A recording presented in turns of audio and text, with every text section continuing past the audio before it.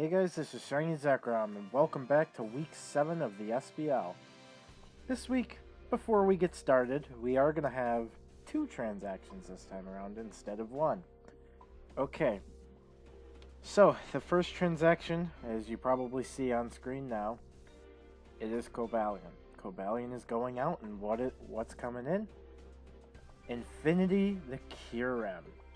Now let me explain this so everyone can think. So as it stands right now with Cobalion, I had a whopping 4 Pokemon, I believe it was, in total, weak to fire. I had to get rid of one. So, yeah. And based on typing as well, the Fairy Dragon Steel Core is a very strong one. And I do have, Mega Gardevoir as my fairy. I have, the like of Magnezone for my steel type.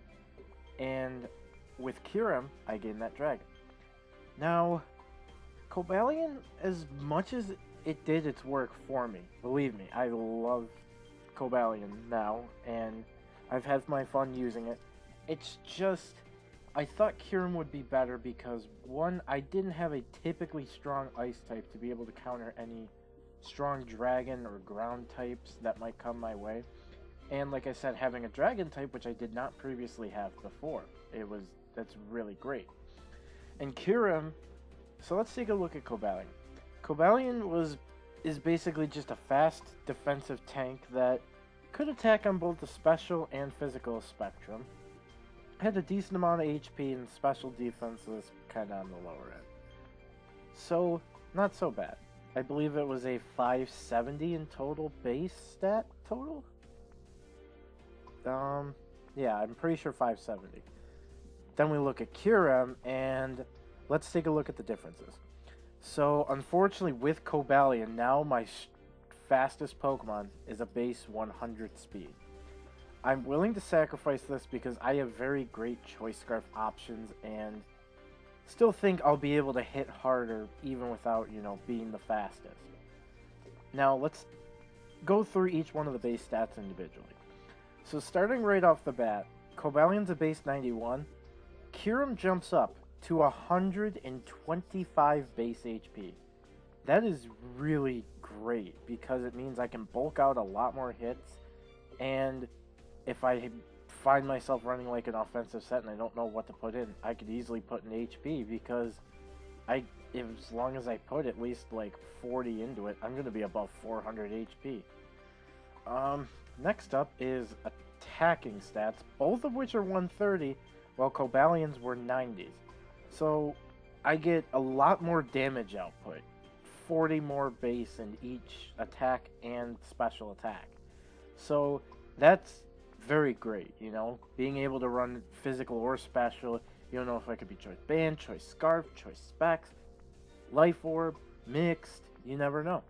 I could run either or. Now, where it kind of downfalls is I lose 39 base defense, and however, with defense, I do gain a little bit. I gain 18. And I also lose a little bit of speed. But going into the attack stats and HP just straight up, I could easily bulk a hit or 2 out just on my base HP alone. And if I'm add to defenses and maybe even run like a defensive sort of Kyurem, like maybe have an Assault Vest on it or something like that, more than enough to me would make up for its defensive stats not being that. And, yeah. Kyurem, I believe, also has a lot more options in terms of moves, such as being able to get things like Earth Power, Ice Beam, Draco, you're in a ton of, strong moves that I can think about for options to actually run and whatnot.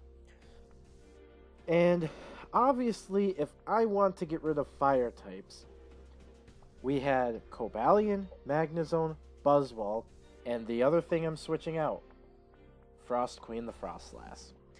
Now, let me take a minute to also introduce the other new teammate, Frogger the Shiny Seismitoad. Yes. So let's get into this one. So of course Frostlass, as you know, was also a base 110 speed, which was the honest to God, fastest thing on my team. So yeah, I really don't have any fast Pokemon besides 100 base speed anymore. But hear me out. Besides Frostlass being extremely fast, doesn't really do much else. It sure has like Destiny Bond and Spikes options and whatnot, but if you don't run a Focus Sash and or Destiny Bond really, Frostlass can't do as much. Like even if you run it a lot more offensive with and still run Destiny Bond and everything, you pretty much with its defenses have to run Focus Sash without really another choice. And its attack stats of base 80 don't really do much, you know? I want like the offensive presence of an ice type. And while I do lose the ghost type, and I'm not going to have, you know, a rapid spin blocker anymore, not many opponents that I have left or in the league in general have rapid spin. Defog is a much better option. Alright, so let's talk about Seismitoad. Seismitoad actually is very important to me. Reason being, I have electric immunity now. One thing I did not have before on this team was something that could block or at least resist electric attacks. I had none. And that means pretty much every opponent could freely run Volt Switch on me, or if they don't have Volt Switch options, U-turn. But having the ground type is great to actually have a chance of being able to be immune to these electric type attacks and be able to stop Volt Switching and actually force a switch, you know? Now, let's get talking into the base stats. Of course, Seismitoad is already on paper, as you could probably tell, does have a little bit more, but let's go. So, right off the bat, we already have 35 more base HP. Means Seismitoad can tank out hits, it can set up the entry hazards and stealth rocks, excuse that, sorry. Yeah, so we have not only the option to stealth rock, but a variety of moves as well for Seismitoad, where Frostless was typically pretty limited to like Ice, Ghost, Thunderbolt, and Hidden Power, and that was really it. Well, Seismitoad can run things like Grass Knot, Scald, Blizzard, or not Blizzard, excuse me, Icy Wind, and Knockoff, and Earthquake, and all these different kinds of moves that it seems like it just has a lot more variety to be able to run the way, you know, I want. And not only that, but Seismitoad, compared to Frostless, actually has a bit better in attacking stats. Is 15 higher base attack and 5 higher special attack. Meaning that the moves that come out of Seismitoad are typically going to do a little bit more damage compared to what Frostless would have out. The defense is also, Seismitoad has 5 better in each one of those. And typically Seismitoad is pretty good with its base HP of 105, is really good at being able to bulk a hit or two out, excuse me. However, of course, I'm going to be losing a lot of speed. That's Seismitoad for you. It's slow, but it's able to dish out some pretty good damage and can be able to bulk out some hits. And having another option to Stealth Rock after losing Cobalion is really nice. And I think that is going to wrap it up. I will, in a second, meet you guys back for the actual team builder part of this video. See you guys then.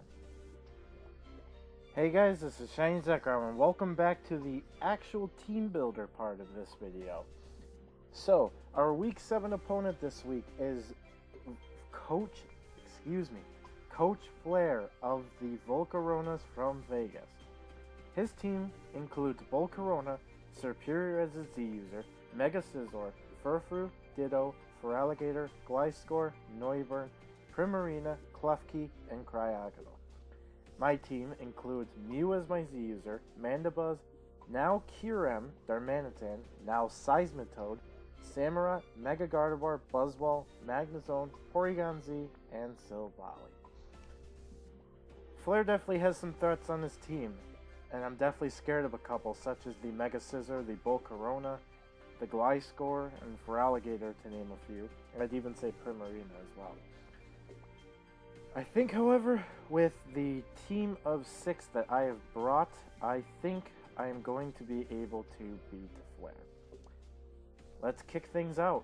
Starting off with Mystery, the shiny Mew, holding the Rockium Z with the ability Synchronize with the moveset Stone Edge, Fire Punch, Rock Polish, and Swords Dance. This is going to be a very aggressive Mew.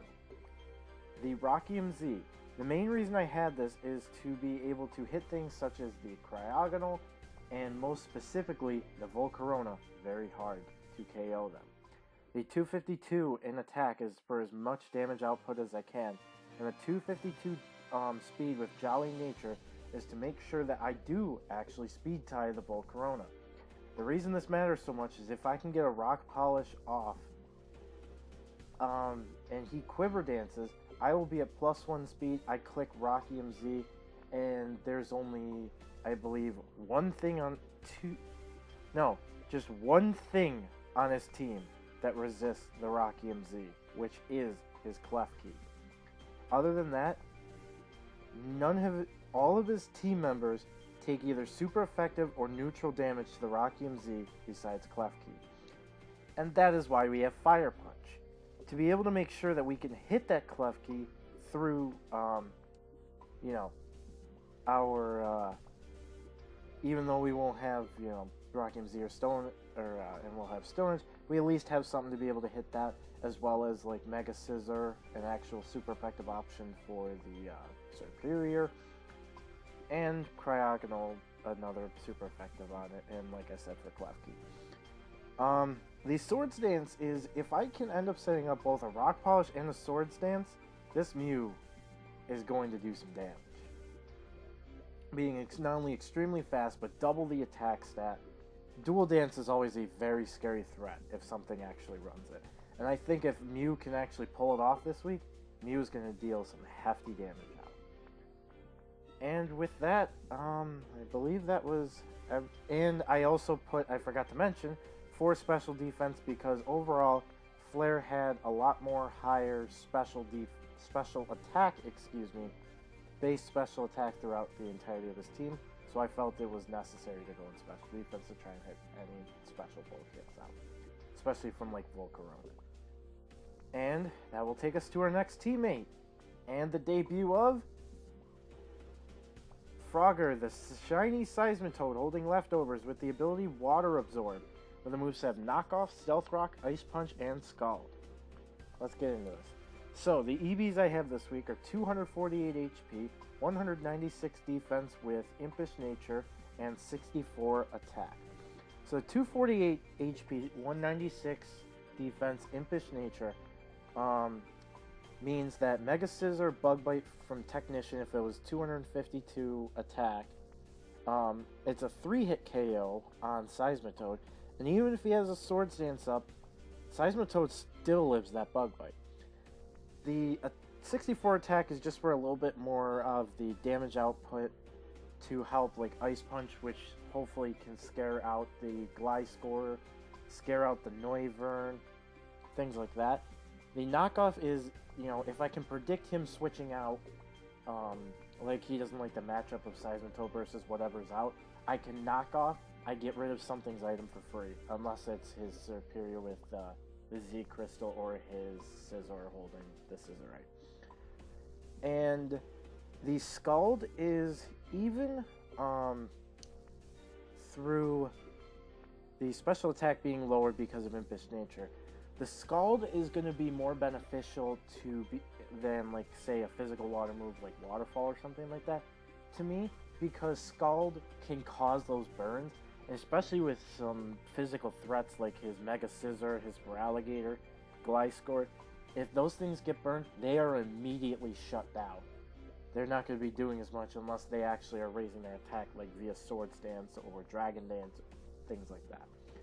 The Water Absorb ability over Poison Touch and whatnot was mainly because if I know Seismitoad is down some HP and one of my teammates is weak to water, as a spoiler, I could switch in Seismitoad, that Water Absorb, there goes my HP. Same thing against his Primarina. If I can predict the water move coming, oh, guess what? I switch into Seismitoad, I get that health back. And the leftovers, of course, to be able to, get some more HP back as well. And with that, I think we're going to move on to our next teammate of the week. Diantha, the shiny Gardevoir, who is Mega, holding the Gardevoir with the ability Synchronize, with the moveset of Hidden Power Fire, Hyper Voice, Thunderbolt, and Destiny Bond. Okay, so, the EV spread I have is, it's gonna look weird, but I promise once I explain it, you guys will understand where I'm coming from for this.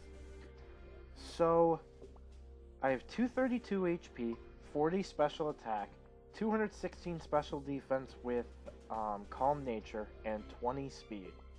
I know, the 20 speed might be random, but hear me out. So, the 232 HP and 216 special defense Calm Nature means a modest Primarina with Moonblast cannot do, or a Shadow Ball, excuse me, cannot do more than 59.7% to Gardevoir. The 40 special attack is for some damage outputs such as Thunderbolt if the Primarina has barely any HP or no HP and no special defense or little in either one of those two stats. It will 2-hit KO that Primarina. And the 20 speed is to make sure that I can speed creep uninvested Furfur, so it's not Jolly and it has 0 speed EVs in it completely. I will outspeed that Furfur and a max speed Timid Primarina by 1 point each. You know, the Primarina would have to be Choice Scarfed, in other words, to be able to outspeed Gardevoir, if that was the case. And the moveset, of course, is Hidden Power Fire. It's for Mega Scizor and the Clef Key and the Cryogonal and the Superior. The Hyper Voice is basically just my main form of stab to hit pretty much everything very, very hard except for Clef Key and Mega Scizor and Volcarona. The Thunderbolt is to be able to hit Primarina and Feraligatr super effectively and gives me a neutral move against Volcarona and Mega Scizor. And the Destiny Bond. If I can catch something off guard with Destiny Bond, like I outspeed something and I'm very low HP, I could surprise him with the Destiny Bond, and if he kills Mega Gardevoir gets rid of whatever just attacked and killed it.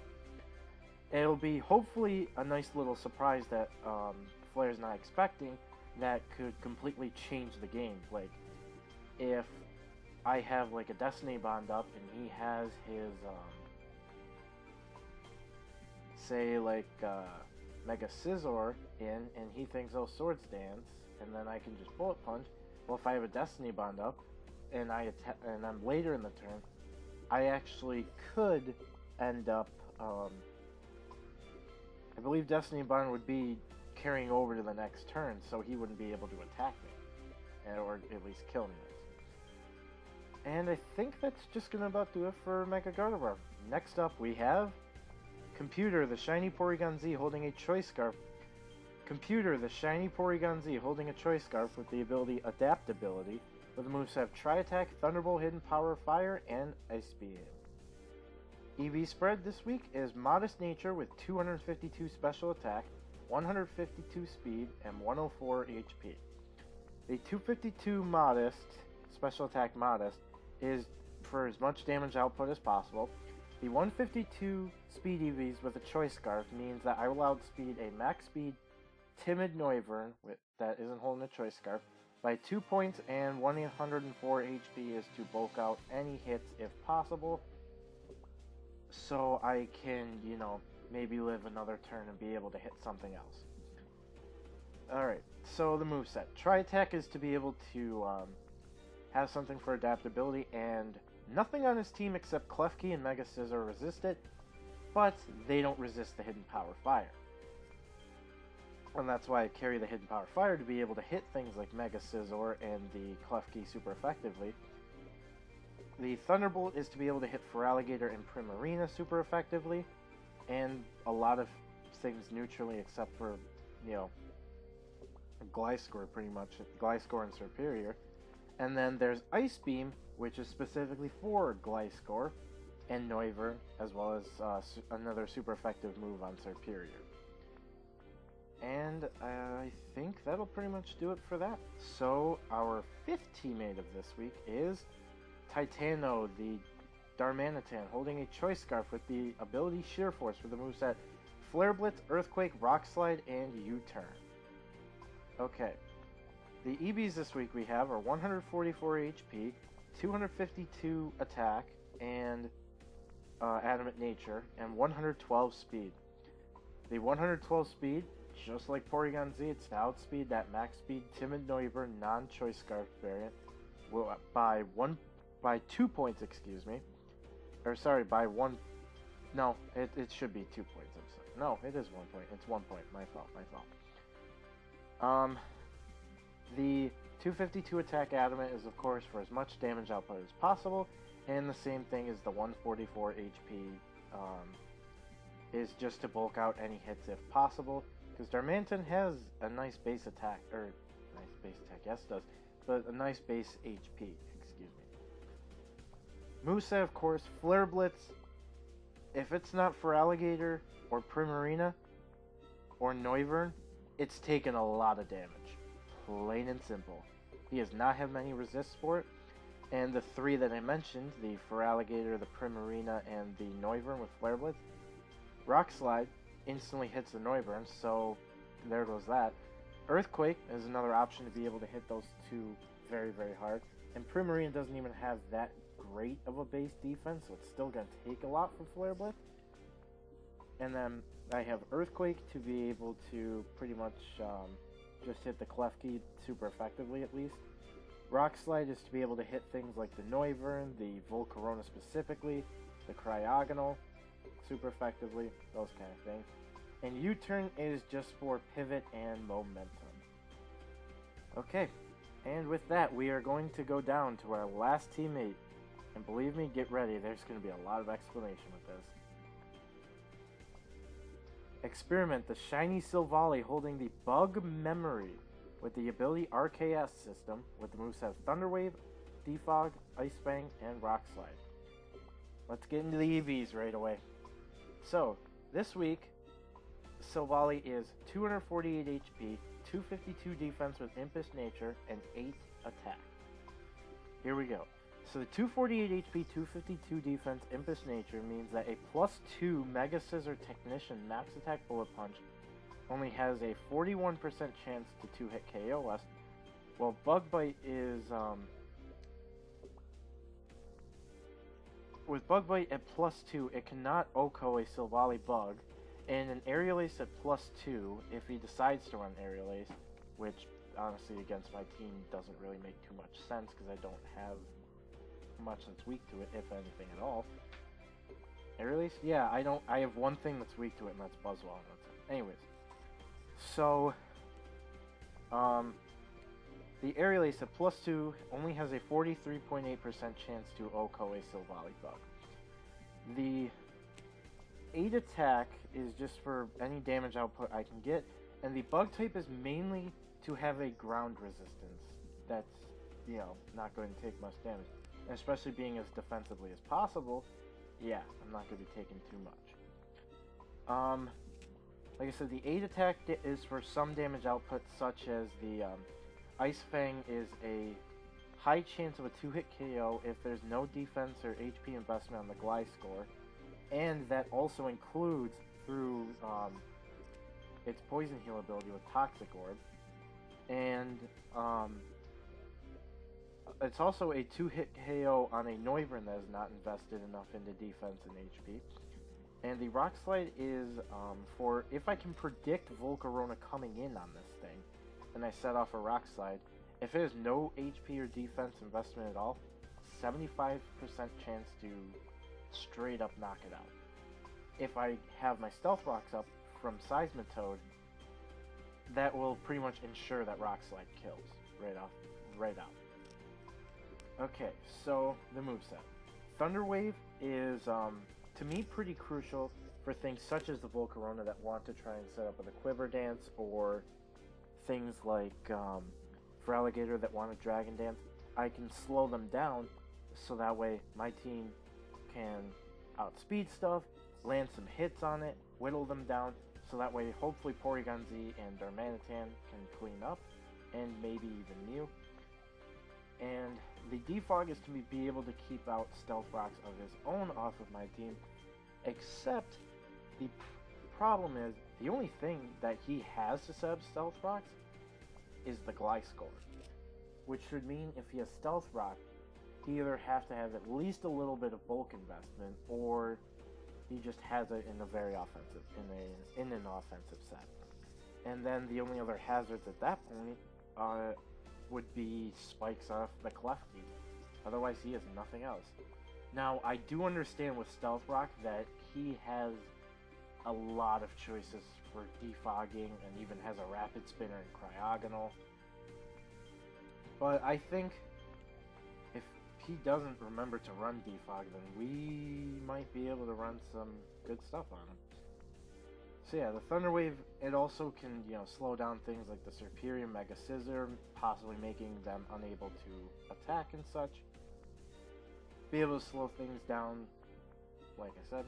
And then, of course, like I said, the Ice Fang and the Rock Slide is just to hit a couple things that might want to come in, such as like the Gliscor with, what was I going to say? I totally forgot what I was going to say.